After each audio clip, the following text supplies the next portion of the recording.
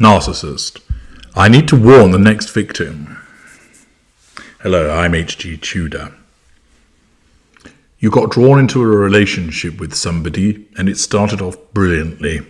You were happy, elated, in love. It then went wrong, horribly wrong. The things you both liked, they didn't like any longer. The things that they said that they loved about you, they started to criticize. You had suspicions that they were cheating. There were periods where you didn't know where they'd gone, and they gave no cogent explanation as to their absences. They didn't help you in the way that they once did. They didn't find the joy and excitement in the things that you enjoyed. They started to make nasty comments about you, your family and your friends, criticizing the various choices that you've made in your life. Perhaps they started to hit you. Might be that they locked you out of your own home, that they flirted with people in front of you. Eventually, they dumped you. And you learned that they went off with someone else. Or it might have been the case that you decided to go. And then shortly thereafter, you've learned that they've hooked up with somebody else. And as part of what you've experienced, you came across the concept of the narcissist. Preferably, you accessed my work to give you the best understanding that you can have of the topic. And you've delved deep. You've read the books. You've watched my videos. You've accessed the knowledge vault. And in so doing, you've appraised yourself with so much information about narcissism, you feel like you have a degree in the topic.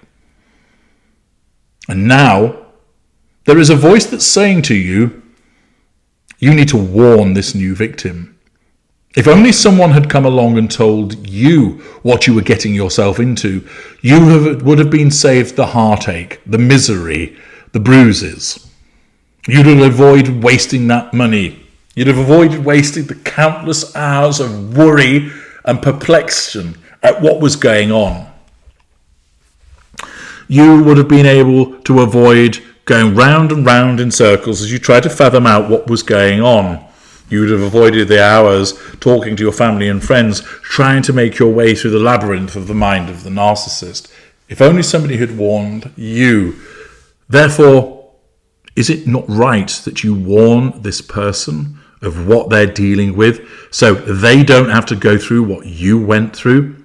Isn't that what a good empathic victim would do? That they would look out for somebody else that has been ensnared? You may have found yourself in such a similar situation whereby you see that your ex has ensnared a new victim. Or it might be somebody at work who cozied up to you, not in a romantic sense, but is now cozying up to somebody else. Or it might be a member of the family where you found yourself the favourite of this particular family member and now they've trained their sights on somebody else. Usually, though, it is in relation to a romantic circumstance, but it can cover other aspects. You feel that you ought to do something about this. After all, you are now an expert in narcissism. You've got all of this information, and why shouldn't you utilize it to explain to this person what they're dealing with so that you can then help them and they can avoid what you went through? Isn't it good to pass this information on? Furthermore, there's a degree of satisfaction. You'll mess up the narcissist's new relationship, so you're getting a bit of revenge over them. Also, it gives you the opportunity to signal to the narcissist you know precisely what they are. Wouldn't that be ever so satisfying? Accordingly, you need to warn the next victim. Or do you? First of all, if you were to warn this victim of what they are dealing with, you are breaching your no-contact regime. Why?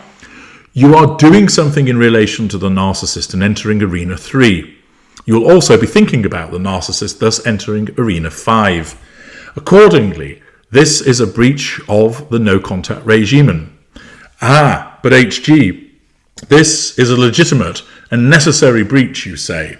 It is not. You see, if you do this, you will enter two arenas which will result in your emotional thinking rising. And it is invariably the case that you learn that the narcissist is with a new victim fairly soon after your own disengagement or escape. At this point, your emotional thinking is a long way from low. It may be a matter of days, a couple of weeks, maybe a month tops, that you've learnt about this new relationship and feel motivated to do something about it. Therefore, at best, you've had a month of potential no contact. Even in those early stages, you probably still would have been speaking about the narcissist with other people and thinking about the narcissist, even if you've stayed away from the narcissist, you haven't communicated with the narcissist, and you haven't been doing anything in relation to that narcissist. So therefore, your emotional thinking, having already been at a very high level when you were in the relationship, will only have come down a fraction. And here you are, engaging in activity which will cause it to slow its reduction, possibly even start to go back up. Therefore, that is not in your best interests. Furthermore, you are going to put yourself back on the radar of the narcissist, which means you will be assessed as to whether you're threatening the narcissist's sense of control. And since you're trying to tell their new victim that they shouldn't be with the narcissist, you are very much threatening the narcissist's need for control over that victim and over you, which will result in the narcissist taking remedial action to correct the position, which likely will be you will receive a direct malign follow-up hoover, where the narcissist is unpleasant and nasty to you. Therefore, you've brought unpleasantness on yourself and you've entered more arenas of interaction because you may have communicated with the narcissist and you may well have actually been physically proximate to them. It's not looking good, is it? Furthermore, you'll end up giving the narcissist fuel, which is what the narcissist wants. And even if the narcissist does not approach you directly to tell you to shut the fuck up, they will go and start smearing you. And given the fact that your emotional thinking is still pretty high, you're likely to react to that smearing not by ignoring it, but by challenging it head on and possibly confronting the narcissist. Thus, whilst you have the best of intentions to warn this victim, all you're going to do is breach your no contact regime and invite further unwanted attention from the narcissist. Well, you say, I will take those risks, HG, because at the end of the day, this person needs my help.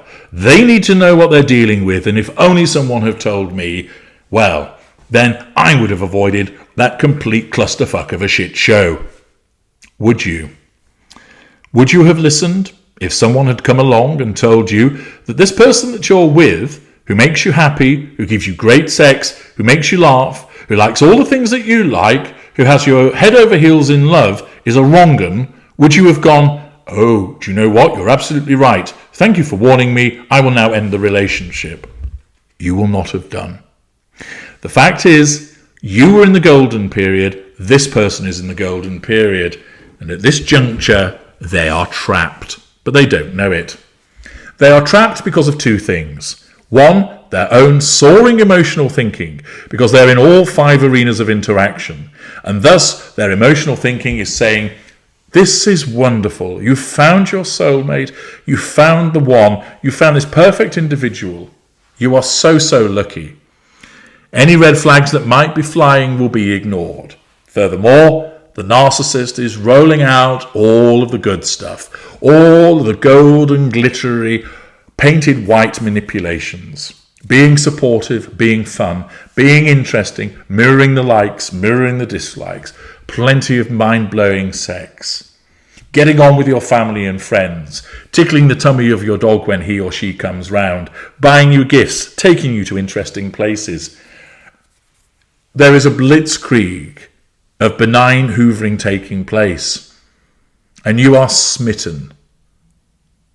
Are you seriously going to turn around and say, I'm going to give all of this up, everything that's making me happy, everything that's making life worth living, I'm going to go, no, on the say-so of a stranger? Invariably, that's who you are to the new victim. You don't know them and they don't know you. Furthermore, you also have this problem to contend with. The narcissist, as part of the assertion of control directly over the new victim, and indirect assertion of control over you will have in all likelihood said to the new victim, if you ever hear from my ex-girlfriend, don't be taken in by her. She's a complete lunatic. She abused me. She did this, she did that. She'll try and be your friend. She'll try and suggest that there's something wrong with me, but she's just jealous to have lost me. She is envious of our relationship. So if she does approach you, sure, you can listen to her, but I'm just letting you know she'll try and poison your mind against me, and she'll try and break us up because she's envious of what we've got. And then it's as if on cue, you turn up and you say, he's a wrong 'un. And yet all she's ever seen is him behave brilliantly towards her. And that you, no longer in a relationship with this person, are coming along trying to spoil her relationship. Makes you look pretty bitter, doesn't it? And you're probably somewhat frazzled still from being chewed up by this narcissist, and therefore you won't exactly present in the most rational of ways, possibly being quite emotional. And this person not only is experiencing the narcissist's golden aspect, they have been primed to expect you as an agitator, and you're delivering. You're turning up, casting aspersions on this wonderful person, and it looks like you are envious of the relationship. Therefore, this individual with rampant emotional thinking, subjected to all the benign manipulations, having already been involved in your smearing to them, and you turning up and basically confirming everything that the narcissist has said about you, do you really think they're going to listen to you and accept what you have to say? No. Yes, there are very rare instances where somebody approaches the victim and they listen, but that's when they're in devaluation, when they've suddenly started to realize this person is cheating, and they might reach out to an ex and start to put things together. But if you try and warn the victim in the early stages whilst the golden period is going on, you will not be believed. You will invite further attention from the narcissist. You will be malign hoovered or smeared. You will come up against an individual who has rampant emotional thinking, who's enjoying the golden period and has already been briefed about what a troublemaker you are. All you'll do is breach your no contact regime and delay your own progress, possibly even set it back, and invite more horrible behaviour from the narcissist and quite possibly the new victim as well, as they become a lieutenant of the narcissist. However tempting it might be to try to help this individual, that in the circumstances, the fact is that if you feel the need to warn the next victim, you must recognise this is actually being driven by your own emotional thinking, which is perhaps corrupting your empathic trait of justice or your narcissistic trait of pride, to compel you to enter those arenas in order to feed your addiction. Not only is it going to work against your best interests, but for the reasons that I've set out in detail, you're not going to succeed with your warning, and therefore do not bother. I'm H.G. Tudor. Thank you for listening.